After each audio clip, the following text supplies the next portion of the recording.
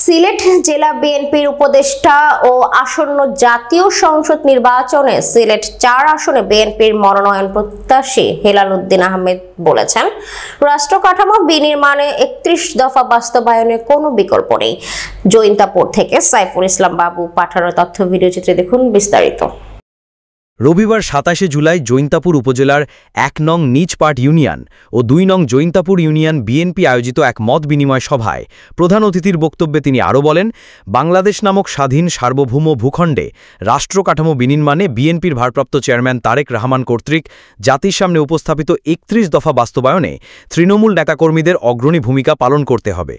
এদেশের মানুষের মৌলিক চাহিদা পূরণ, দারিদ্র্যমুক্ত বাংলাদেশ গড়া, অর্থনৈতিক সমৃদ্ধি, মানব সম্পদ উন্নয়নে জাতির সামনে ৩১ দফার সুফল তুলে ধরতে বিএনপি ও তৃণমূল নেতৃবৃন্দের প্রতি আহ্বান জানান তিনি।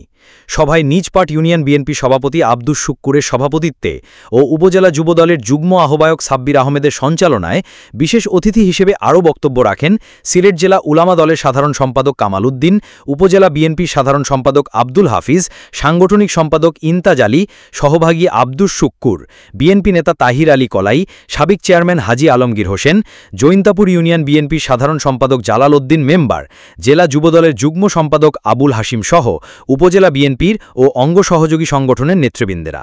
পরে জৈন্তাপুর উপজেলা সদরে বিভিন্ন ব্যবসা প্রতিষ্ঠান ও পাড়া মহল্লায় স্থানীয় বাসিন্দাদের মধ্যে দলীয় নেতাকর্মীদের নিয়ে ৩১ দফা বাস্তবায়ন সংবলিত লিফলেট বিতরণ করা হয়। আমাদের এই কুয়ারিগুলা খাওয়ার জন্য তারা একজন বা একজন আসতেছে, তাদের চিন্তাধারা ২৪,০০০ কোটি টাকা যখন ঢাকা থেকে বসে নিয়ে গেছে, তাহলে আমি এই আসনের পাশে সিলেটে বসে ৪৮,০০০ কোটি টাকা দিতে পারবো।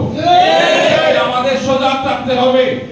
আজকে টিকেট অনেকেই বলতেছে নিয়ে আসবে, টিকেট আপনারা যাকে বলবেন তাকে টিকেট দেওয়া হবে।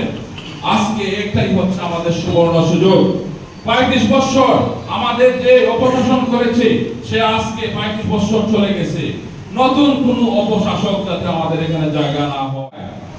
আজকে আমি জনতা গোয়েন্দাঘাটের সন্তান, আমি যদি চাই খানাইঘাটে গিয়ে ইলেকশন করতে, ওরা আমাকে দাঁড়াতে দিবে? তাহলে আমরা কেন ভাই দাঁড়াতে দিচ্ছি? আমরা ওদেরকে গিয়ে বসার জায়গায় দিচ্ছি? আমাদের এই মেন্টালিটি চেঞ্জ করতে হবে।